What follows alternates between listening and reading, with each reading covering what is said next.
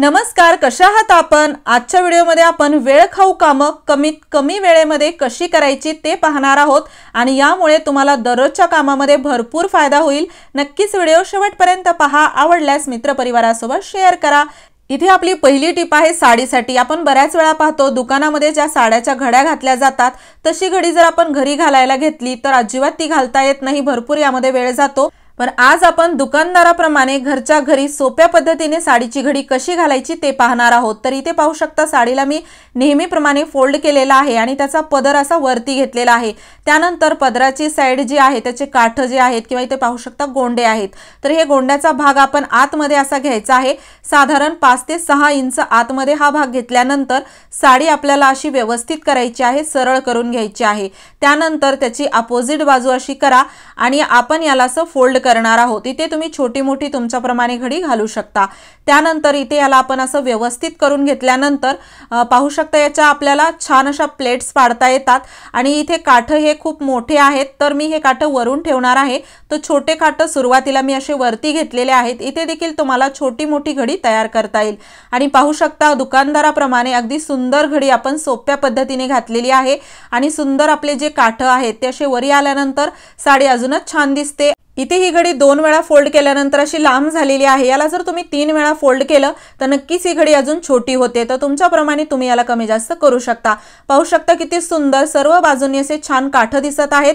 नक्कीच यामुळे तुमचं कपाट ऑर्गनाइज होईल। ही साडीची घडी आवडली असेल तर मित्रपरिवारासोबत नक्की शेअर करा। यानंतरची आपली टिप आहे, बऱ्याच वेळा चुकून लहान मुले किंवा आपल्याकडूनच अशा पद्धतीने एक भांड दुसऱ्या भांड्यामध्ये अडकतं आणि अजिबात ते निघत नाही, किती जरी आपण प्रयत्न केला तरी ते एक छोटासा उपाय आहे, नक्की तुम्ही हा फॉलो करा। हे भांड आपोआप यामधून बाहेर निघेल।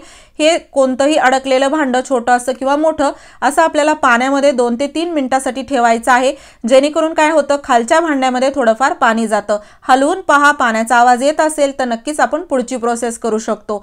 इथे यामध्ये पाणी गेलं की याला आपण ठेवणार आहोत गॅसवरती। आता गॅसवरती ठेवल्यानंतर आपण पाहतो आतमध्ये जे अडकलेलं पाणी आहे ते गरम होतं आणि त्याच्या वाफेने अडकलेला ग्लास आपोआप असा वर सरकल्या जातो। पाहू शकता इथे पाहून लक्षात येतच असेल की जसं जसं हा ग्लास गरम झालेला आहे तसा तो वरचा ग्लास हलत आहे। तर इथे काळजीपूर्वक कपड्याने पकडा, जेणेकरून खूप जास्त हे गरम असेल तर हाच भाजू शकतो। तर यामध्ये पाहू शकता एवढं पाणी साचलं होतं आणि अजिबात आपला जो ग्लास आहे तो खराब होत नाही। अगदी सहज आपण कोणतंही भांड अशा पद्धतीने अडकलेलं काढू शकतो। नक्कीच तुम्हाला या ट्रिकमुळे भरपूर फायदा होईल, कारण की बऱ्याच वेळा अशी भांडी अडकतात आणि ती कितीही मेहनत केली तरी निघत नाहीत, पण यानंतर हा तुमचा प्रॉब्लेम दूर होणार आहे। तुम्ही हा व्हिडिओ कोणत्या गावातून किंवा शहरातून पाहत आहात ते मला कमेंट बॉक्समध्ये नक्की सांगा, जेणेकरून माझा व्हिडिओ कुठे कुठे पोहोचला मला ते कळेल। यानंतरची आपली टिप आहे, बटाट्याची भाजी लहान मुलांपासून ते मोठ्यांपर्यंत खूप आवडते। गरम जर बटाट्याचा असा वरचा भाग काढायचा म्हणलं तर हाताला खूप चटके बसतात, त्यासोबतच यामध्ये भरपूर वेळ देखील जातो। तर एक छोटीशी ट्रिक आहे जेणेकरून तुमचं हे वेळखाऊ काम अगदी सोप्या पद्धतीने होईल आणि आपल्याला हे बटाटे जे आहेत ते बारीक करण्यासाठी मॅशरची देखील गरज पडणार नाही। तर इथे अशा प्रकारचा नवीन जो डिझाईनचा झाऱ्या आहे आजकाल सर्वांकडेच असतो, तर आपण हा झाऱ्या घेऊन हे बटाटे जे आहेत ते अशा पद्धतीने खिसल्यासारखे करून किंवा दाबून देखील तुम्ही याचा जो वरचा भाग आहे याच्या ज्या साली आहेत त्या अगदी सहज काढू शकता। यामध्ये पूर्ण हा वरचा भाग जशाचा तसा राहतो आणि आपलं बटाटं पूर्णपणे बारीक होऊन खाली पडतं। 1-2 बटाट्याचा वरचा भाग काढायचा म्हणलं तर जास्त वेळ नाही जाणार, पण जर मोठं कुटुंब असेल, जास्त आपल्याला अशा पद्धतीने बटाटे हवे असतील सोलून, तर नक्कीच त्यामध्ये भरपूर वेळ जाऊ शकतो। किंवा जसं आता बटाट्याच्या काही आपण उपवासाच्या पदार्थ करण्यासाठी बटाटे सोलून घेतो, तर त्यावेळेस देखील तुम्हाला ही नक्कीच ट्रिक कामी येईल। ट्राय करा आणि मला कमेंट बॉक्समध्ये सांगा तुम्हाला ही कशी वाटली। तर पाहू शकता इथे मी सर्व बटाटे अशा पद्धतीने व्यवस्थित साली त्याच्या बाजूला केलेल्या आहेत आणि हे देखील छान मॅश झालेलं आहे। आपण दिवसभरात मिक्सरच्या मदतीने आपली भरपूर वेळखाऊ कामं चुटकीसरशी करतो, म्हणजे एखादी बारीक वस्तू काही करायची असेल किंवा इतर काही, पण सततच्या वापरामुळे मिक्सर देखील खराब होतं। बऱ्याच वेळा आपण पाहतो आपलं जे मिक्सर आहे त्याचं बॅलन्स व्यवस्थित वाटत नाही किंवा एखादी काही आपण वस्तू यामध्ये बारीक करायला घेतली तर इकडे तिकडे हे सारखं सरकतं।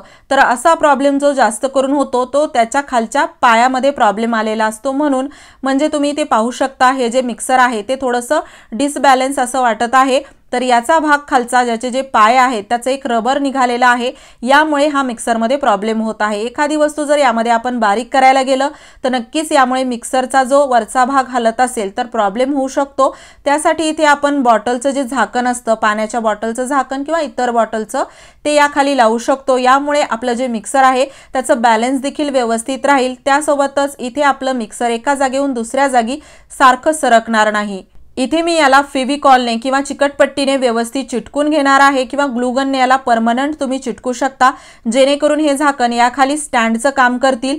तर इथे एक रबर निघालेला आहे, परंतु मी सर्वच ठिकाणी याला लावून घेणार आहे जेणेकरून हे इक्वल होईल। तर इथे आपण छान वॉटर बॉटलच्या झाकणाचा उपयोग केलेला आहे। यानंतरची आपली टीप आहे, मसाल्यासाठी आपण घरीच मसाला बऱ्याच वेळा बनवतो, पण मसाला बनवत असताना आपण एक मोठी चूक करतो, त्यामुळे आपला जो मसाला आहे तो खूप लवकर होत नाही आणि बारीक होत नाही। तर नेहमी आपण जेव्हा मसाला बनवतो तर मसाले पूर्ण आपण उन्हामध्ये वाळवून घेतले पाहिजेत, पण कधीतरी काय होतं, घरामध्ये ऊन येत नाही किंवा पावसाळा असला किंवा इतर ऋतूमध्ये चांगलं कडक ऊन नसतं, तर आपले जे मसाले असतात ते छान वाळत नाहीत आणि आपला मसाला बारीक होत नाही, यामध्ये बराच वेळ जातो। असा प्रॉब्लेम तुमच्यासोबत जर येत असेल तर एक छोटंसं काम करा, कढईमध्ये आपल्याला कढई छान गरम करून घ्यायची आहे। त्यानंतर गॅस आपल्याला स्लो ठेवायचा आहे, फुल गॅसवर अजिबात मसाले भाजायचे नाहीत, स्लो गॅसवर छान मंद याला भाजून घ्या।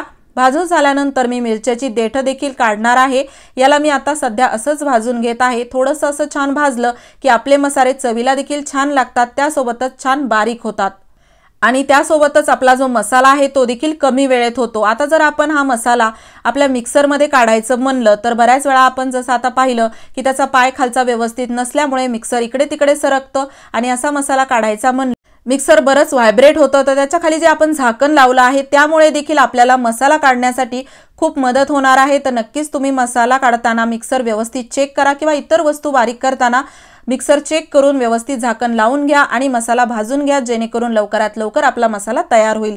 त्यासोबतच आपण मसाला काढताना लसूण कांदा वापरतच असतो।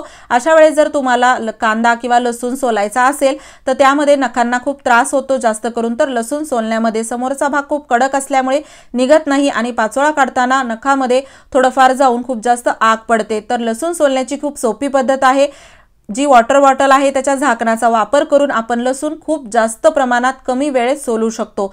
नक्कीच तुम्हाला या ट्रिकमुळे मसाला बनवण्यामध्ये मदत होईल किंवा इतर ठिकाणी तुम्हाला जर लसूण वापरायचा असेल तर कमी वेळेत असा लसूण तुम्ही सोलून ठेवू शकता। ही आहे झाकणाची कमाल। जे झाकण आपण खराब समजून फेकून देणार होतो त्याचे घरामध्ये भरपूर उपयोग आहेत, नक्कीच तुम्हाला यामुळे भरपूर फायदा होईल। वर्षामध्ये आपण एकदाच मसाला बनवतो तर भरपूर मसाला बनवून घेत असतो, त्यामध्ये बराच वेळ जातो। नक्कीच ते आपण जर थोडंसं ट्रिक वापरून काम केलं तर आपल्या कमी वेळेत भरपूर मसाला होईल, त्यासोबत आपल्याला त्रास होणार नाही। कढईमध्ये जो मसाला मी भाजून घेतलेला आहे त्याला जास्त लाल होईपर्यंत भाजायचं नाही, त्यासोबतच एक एक करून वस्तू देखील तुम्ही भाजून घेऊ शकता। व्हिडिओ आवडला असेल लाईक करा, शेअर करा, चॅनलवर नवीन असाल सबस्क्राइब नक्की करा। पूर्ण व्हिडिओ पाहिल्याबद्दल धन्यवाद।